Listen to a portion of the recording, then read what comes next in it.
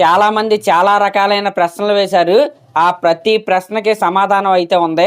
ఒక్క 2 నెలలు అయితే వెయిట్ చేయండి, చెవులు బద్దలైపోయేలాగైతే వినిపిస్తాం. ఇంకా హరిహర వీరమల్లు సినిమాకి సంబంధించిన కలెక్షన్స్ ఎలా ఉన్నాయంటే 3 రోజులకి 90 కోట్ల గ్రాస్ అయితే ఈ సినిమా అయితే క్రాస్ చేసింది. ఈ సండే నైట్ షోస్ అయ్యే టైంకి 100 కోట్లు అయితే సినిమా అయితే క్రాస్ చేసేది. డే 2 కంటే డే 3 కలెక్షన్స్ బాగున్నాయి. డే 3 కంటే ఈ రోజు డే 4 కలెక్షన్స్ అయితే బాగున్నాయి అన్నమాట.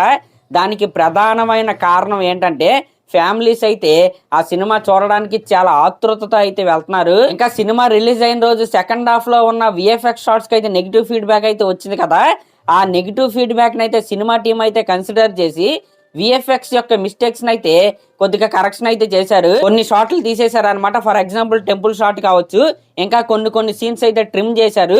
కొన్ని సీన్స్ అయితే ఇంకా బాగా మంచి వర్షన్ అయితే ఇప్పుడు సినిమాలు అయితే పెట్టారు. ఇప్పుడు ఫ్యామిలీస్ అయితే వెళ్తున్నారు కదా, వాళ్ళ ఫీడ్బ్యాక్ అయితే బాగుందన్నమాట.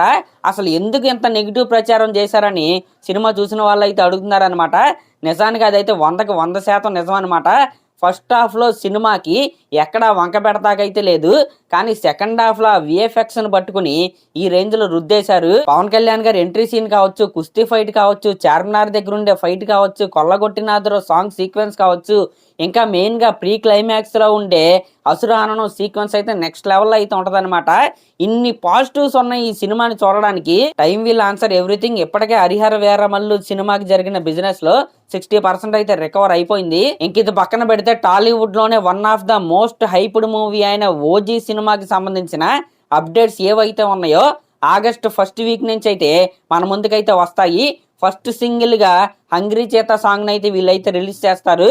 దాన్ని పాడింది మన సింబు గారు. ప్రజెంట్ ఓజీ సినిమాకి సంబంధించిన ఎడిటింగ్ ప్రాసెస్ అయితే జరుగుతుంది. సెకండ్ హాఫ్ నైతే వాళ్ళైతే ఎడిట్ చేస్తున్నారు. ఈ విధంగా Harihara Veeramallu cinema just teaser అనుకోవచ్చు. సినిమా అనుకున్న దానికంటే బాగుంది, మంచిగా పర్ఫామ్ చేస్తుంది. ఇంకా ఎవరైనా హరిహర వీరమల్లు సినిమాకి చూడని వాళ్ళు ఉంటే ఖచ్చితంగా వెళ్ళండి, చాలా మంచి సినిమా. ఈ సినిమాలో సనాతన ధర్మం గురించి, మన హిందువులు పడిన బాధల గురించి కళ్ళకు కట్టినట్టు అయితే చూపించారనమాట. ప్రతి ఒక్కరు చూడాల్సిన సినిమా.